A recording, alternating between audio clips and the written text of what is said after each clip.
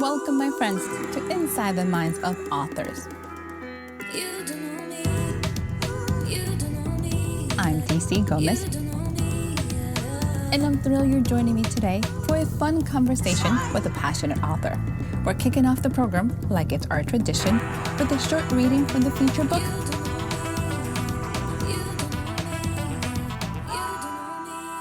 I hope you guys enjoy it. Let's get started. Hi, everyone. My name is Mila Velimirovich. And just a little bit about myself is I've been writing since I was a little kid, and I've always been an avid reader as well. A lot of what I've gotten my influence from has been young adult fantasy, but also along those roads, I've also been really interested in gaming and other series and movies and things like that, including sci-fi and supernatural. So a lot of my writing kind of stems from a little mix of everything going into one. And I just recently published my first book last year, March 2023 is when I published it. It's Orianna's Legacy, and it's a series. The series is called Crystallic Chronicles. I thought what would be a good would be to read a little bit from Orianna's Legacy and to give you some background where we are. This is a little bit in the center of the book. The main character is trying to escape from a death sentence with the rest of her group mates. And as they race through, they discover something that could cost them their lives. So, we're ready? I'm ready. All right, here we go. Keep riding, he bellowed. They can still shoot, you fool. Orianna immediately snapped back to reality and cracked Midnight's reins. Go, go, she shouted. Exhausted, Midnight huffed, but listened to the command. The mare tried to follow the order as best she could, but she was so weary from the chase that even Sir Gerald, with the supply horse, had no problem staying ahead of them. Oriana's heart and mind began to race again. Could it be possible that she'd pushed Midnight too hard? They were past the archway, but even with their current speed, they were still in the range of the arrows. There was also the chance that these men did not fear crossing into the Raker territory. Orianna cursed herself for her stupidity and endangering her horse in the process. She leaned down and mumbled softly into Midnight's ears, motivating the mare forward with kind words and gentle pats on the neck. As she did so, horns echoed harshly in the cavern, but they sounded different from the ones following them. It was almost impossible to tell where the sound had come from because it vibrated off the walls. The prince tightened his grip around his riding companion. Though exhausted, Midnight was able to pull together some small amount of energy and catch up with the rest of the group. They were only a few feet away when Bayo, who was leading the pack, let out a cry of pain and then immediately fell off his horse. Sir Gerald was the next to go. Agoji turned to the rest of them. Rakers! Get off your... He was cut off instantly as he abruptly fell off his own horse. Where are the arrows? I don't see any arrows, shouted Sir Charles as he stopped and looked around the cavern walls. Orianna halted Midnight as she grabbed for her bow. She slowly notched an arrow, then carefully looked up and down the walls. As she did, Sir Charles let out a moan, and then there was a loud thud. He was also on the ground, just like the rest of her companions, and she still had no idea how it was all happening. By the gods, they have gone us all, cried the prince. Hush, she hissed back. She raised her bow top of the mountain pass, slowing her breathing to quell the shaking in her hands. At first, she did not see anything except rocks and desert shrubs. After calming herself, Orianna noticed an odd-shaped faint outline that she had assumed was a rock. As she stared more, the outline began to become more noticeable. It was in the shape of a human, except for one major difference. Horns. Rakers, gasped Orianna. As if in response to her outburst, the raker stood from its hiding spot. Its horns glistened in the bright light of the sun, and she could vaguely make out the creature holding up a small cylinder to his mouth. She knew exactly what it was. A poison dart pipe. Quickly, she aimed her bow and arrow at the raker. Before she could shoot, Orianna heard a whooshing noise, and the prince behind her let out a grunt. His arm hooked onto Oriana's belt, and she could feel him pulling her down with him. It was now or never. The rider let loose her arrow, and it sailed through the air. Oriana listened carefully as she was being dragged to the ground with the prince. Mid-fall, she heard it. There was a loud grunt that echoed along the cavern. Her arrow had hit its mark. She smiled as she and the prince fell. Thankfully, this time around, Oriana had fallen on top of the prince, so she was able to quickly collect herself. Carefully, she looked over the prince to make sure their fall, especially her landing on him, had not caused too much damage. It was then that she noticed something very small sticking out of the Prince Darian's neck. Just as she thought, it was a blow dart. She slowly removed the dart and examined what she had pulled from the prince's neck. There on the tip, she noticed a blue-colored liquid, poison. Before she could verify what type it might be, there was another whistling sound. Oriana felt a pain prick on the back of her shoulder. Quickly, she removed the dart and threw it on the ground.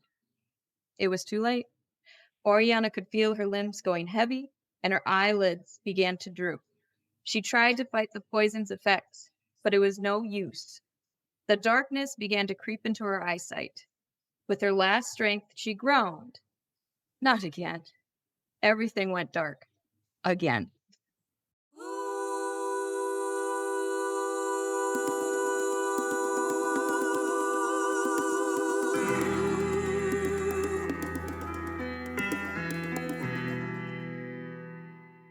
Hi, everyone, and welcome to Inside the Minds of Authors. Welcome back to another amazing days, our Welcome Back Celebration Podcast Week. I have an amazing author. She's joining us today. I hope you enjoyed that reading as much as I did because I'm in pins and needles, feeling bad for Orianna. But hey, we're going to learn more about this. If you're new to the podcast, go ahead and subscribe. You don't want to miss a single episode. We have new authors coming every Monday. We're available on all your podcasting stations. We're going to get started. Hello, Miss Alan. How are you? Good. How are you? I love the reading. Oh my God. I love the fact you picked the middle of the book. I was like, again, has this happened before to this child? Yes, it's happened quite a bit to her, which you'll find out in the book. She's not very lucky. So we need to know start. You gave us a little intro of what your passions and what motivates you. So I need to know a little more. What inspired this book and made you decide to write a YA fantasy story of this magnitude? Tell us. So, as I said before, I've always been really big on young adult fantasy because I've always been an avid reader. I love being able to go to different kingdoms and meet different creatures and all the different personalities that you get from that. It was always fun. I also especially love that in young adult fantasy, they always have a curmudgeon in there. And I don't know what it is about those old angry guys, but they're just hilarious. They help you connect really well. It kind of reminds you of like a old grandpa or old uncle that just is in the family. But when it comes to young adult fantasy, I've always loved magic and also mixing a little bit of science in it. And so I've always been drawn to those kind of books. The only issue with those books is that a lot of the main characters are male characters. And so it was really hard to put yourself in their position. Did that stop me? No. I was always Harry Potter in J.K. Rowling's Harry Potter series. I always took on an Aragon. I was Aragon. I was not one of the ladies because that's how I always envisioned myself being, was the main character. And it wasn't until I read Tamora Pierce around middle school where I actually discovered a female lead in a young adult fantasy. And it made me super excited. But it also made me a little bit sad because why was this the first book that I read with a female lead? And so I just started to write my own stories where I was the main character and I took control. After some time, when I started actually writing full stories, I kind of changed it up a bit, put someone else in my place, and it kind of went from there. And that's sort of how Orianna was born. So give us a little bit of background of what the story is all about. I love the fact that you want to put relatable characters, more females into these stories. What is the adventure that Orianna is getting herself into besides having really bad luck and getting shot in the head? What's up with this? So Orianna grew up in a village around medieval times, but this is in a completely new kingdom. So, not in America, not in Europe, completely new world. She doesn't fit in, and she never has. She enjoys fighting, she enjoys exploring and adventuring, and everyone else thinks she should be sitting back and taking care of the children, cleaning the house, doing the kitchen work. And she's like, no, that's not me. Instead, I want to be a fighter. And so she spends her time doing that, but she never feels like she fits in. Of course, she does have some good support in the village, but there's a lot of people that put her down. And so she decides, I'm going to leave when she turns 18, that she's going to leave and do her own thing. Before she can, mysteriously, all the children in her village get kidnapped, including her foster sister that she grew up with. And she is tasked by the village leaders to actually go and find these children. And the only reason she's tasked to do it, mind you, is because of her master of arms, Master Goji, who convinces everyone she needs to come with. But as she travels throughout the kingdom with her master at arms and her foster brother, she discovers that there's something behind the children getting kidnapped, and it's actually a myth, an old bedtime story that's been told to them when they were children. And it turns out this myth is actually real, and it puts everyone in danger, not just the children, not just her village, but the entire kingdom. So herself and her companions that she meets along the way have to try to discover the mystery of the myth. And as they travel, they learn a lot of other dark secrets that have been hidden within their kingdom. And it puts herself in danger, as you can tell from what you've read in the passage. So she's always on the run, always trying to find her way through. This story is so much fun. And it has all those elements that make anybody who reads YA, because I'm an avid, that you love about YA. Has the action, has the adventure, and then it has kind of the plot twist. I'm like, really? The myth had to be real? The whole kingdom's going down? Why does this have to happen to her? So I am so enjoying this. It is a series. Yeah. Have you figured out how many books you want in this series yet? Every time I say it, people go, whoa, but it's 7. I want to do 7. What's And wrong with that? I don't know. People always are like super surprised. But I originally, when I was writing it, I wanted to just do 3. But as I wrote the first one, it turned out that it was taking a lot more pages than had been expected. And for me, I didn't want the books to be giant. I wanted them to be easily digestible for most people. Hence why YA fantasy, because most people can handle a YA fantasy book. So that's where it started being broken up into those 7 books. That is actually a very, really good reason to do it. And a lot of authors have decided the same thing, very manageable. You want people to enjoy the story. Huge books have a tendency to scare many people nowadays. You're like, oh my God, I'm never going to finish this. I don't have enough time. And even for a young adult looking at it like, am I ever going to finish this? So I like that. Do you already know what all the other 6 books are going to be? Yes. So Ooh. I've always told people, they've asked me, how long did it take you to write this book? And I'm honest with them. It took me 10 years. And that is partially because I was planning out the entire story, because I didn't want to finish a book and then be like, I just messed that up, because it's completely different from what I had wanted to happen. So I had to make sure that I had the entire book, all the books figured out. Now, do I have them all written down? No, but they are all in here in my head from front to back. I just have to write them down. And the fun thing about that is that as I write them down, I change things a little bit and I find areas that need to be tweaked or need to be added a little bit more different characters and things like that. But the other thing I do is I write. So I physically write things, which takes a little bit longer. And then I transfer it over to the computer. And part of the reason I do that is so that I slow my process down, because with the computer, I tend to go really fast. And so my descriptions of what's going on, of the people, kind of get left back in my head. While when I write it, I slow down and I can say, well, I know what's happening, but not everybody else knows. So I have to explain it a little bit more. Your process is so much fun and very methodical. I love it. I love that you have your entire arc already set up. So there is that concept of from beginning to end where the story is going. And I don't think 7 books are a lot of books. If you were Okay, telling me good. about 17, I would have been like, okay, I don't know about that many books. But that's a whole commitment. 7 books is actually a really good arc. Don't panic. Don't even Oh, listen good. because I'm going. Yeah, I'm with you. It was like I don't see anything wrong with Sun. That's actually a really good manageable plot points and arc going on. You're fabulous. Here's the part. You're getting ready to have book 2 is coming out this month, if not in March.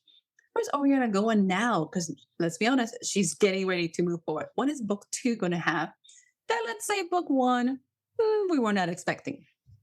So with book one, there was a lot more travel throughout the kingdom. So you went to a lot of different places. Book two, you're actually going to be returning to an old place and delving even deeper into that place. So finding the hidden secrets that are there that Oriana didn't even know was there. And you'll meet a new race called the Acacians. And they are kind of how I would describe kind of like short children like people that are really associated with plants. Best example that I can give you if you want to have an idea is that in Legend of Zelda, they have things called the Koroks. They are very similar to that. That's where I got some of my inspiration when creating them. As Oriana searches this place that was a place she's been before, but now feels completely new because she's finding all these mysteries and secrets, she also discovers a little bit more about the myth itself, which is the myth of the crystals, hence the name Crystallic Chronicles. So it's all about trying to find these crystals in order to find who we refer to as the crystal bearer. So in this second book, you actually are searching for one of those crystals, but you're not the only one searching. The bad guys are searching for it too. So there's a lot of intermixing with the antagonist, with the protagonist. And there's a lot of gray area that happens too when you meet your antagonist. Can never be easy. This is the pain of authors. We never make their lives easy as characters. What can we say? As you were writing this book, this series as a whole, what is one thing that surprised you that you're like, I didn't see that coming? So the one thing that surprised me was the love story because I will admit I'm not a love story person. And my book, I will tell you, there's a little bit of romance. If you're looking for a super romantic book, it's not mine. I only have a little bits and pieces of it in there, a little bit of a fighting of a feeling kind of going on, but it's very minimal. I like to make the story mainly about the adventure and the crystals. But I noticed with my second book, I started creating a romance that I didn't even think was happening, but it just seemed to fit very well. And so that's how it came about to be. The other thing that kind of surprised me was I started showcasing Oriana's weaknesses rather her strengths. And I think part of the reason I did that is when a lot of times we read young adult fantasy, we listen to these characters that are they're perfect, they're strong, they're beautiful. I'm like, Oriana's strong, beautiful. She's all right. She's average. She knows it. It's not about more about her learning how to deal with these weaknesses and actually turn them into strength. And then also being aware of where she needs to change and be more understanding. She is very judgy. That's just who she is. She's a very judgmental person. And that's one thing she has to work on in the series. And hopefully she's able to fix it, but you never know. The approach that you're taking of bringing in character, like you said, most main characters are so perfect. You're like, can't even stand you. But having a character that it has the flaws that can see them and can say, I might need to work on that, makes it a lot more relatable. And it's also a great way to teach young adults to be like, we're not perfect. You're not supposed to be perfect. You can do amazing things when trying to find yourself. So kudos to you for putting it out there and also for letting your characters speak to you and not fighting the love story because you could have been like, we're not doing that Yeah. and that. Yes. Yeah. Well, it happened. And there's other things that have changed too, especially with my second books. I have characters that use they, them pronouns rather than he, she pronouns. So we'll see how people react to that. But as you read through the book, you understand why they use these pronouns versus the other pronouns. So, You have to let the characters speak, and that's just the nature of the book. That's what it is. I'm excited. So tell me, dear, as you've been writing for a while, what advice would you give an up and coming author who's interested in tackling a major epic series? so I think one thing people need to think about when they're doing these big series is to plan it out a little bit. Now, I would say there's like two versions, right? There's a pantser and there's a planner. I'm in the middle. So I plan a little bit, but a lot of times I just go with the flow, which is a pantser. And I would suggest, though, you want to kind of come up with little bits and pieces of how you want to move through. You don't have to have everything filled out or charted out.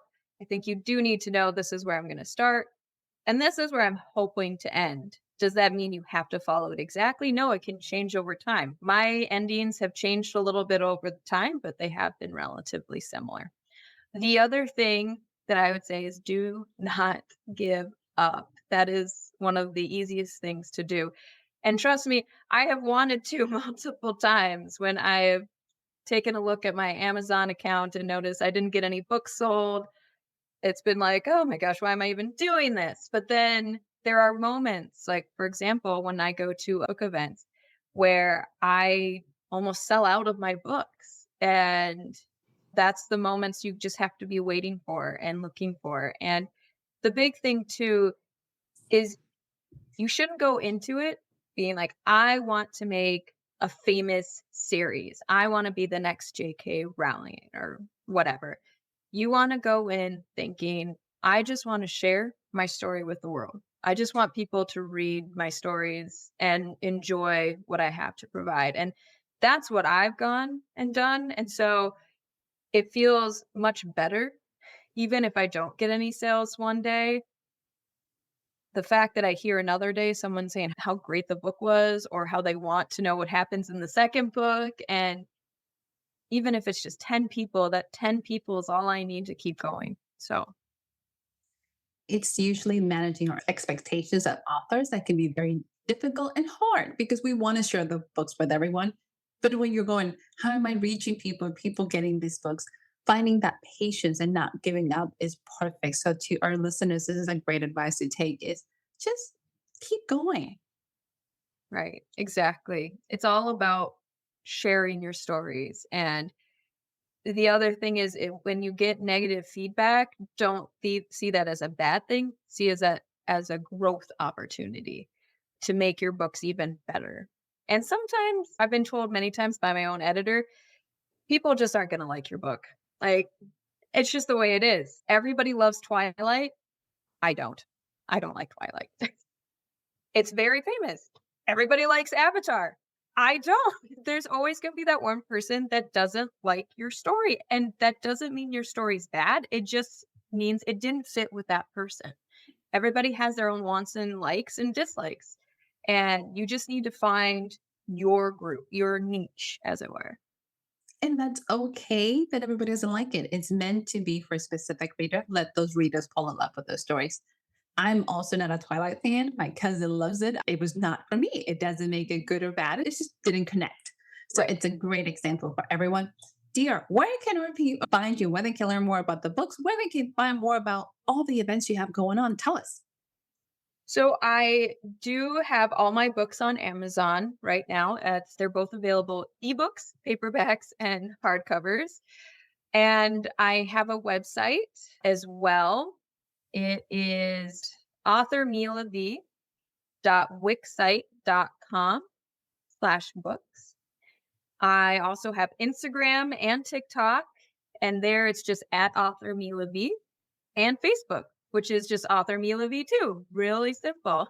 So, and you can get more information about my books when they're coming out, when I'm having events, by signing up for my newsletter. I do a monthly newsletter where I share all that information. A fun thing that I'm also doing to kind of help push me forward with my books and my sales is that I do little milestones that I reach. Recently, I hit my 250 milestone.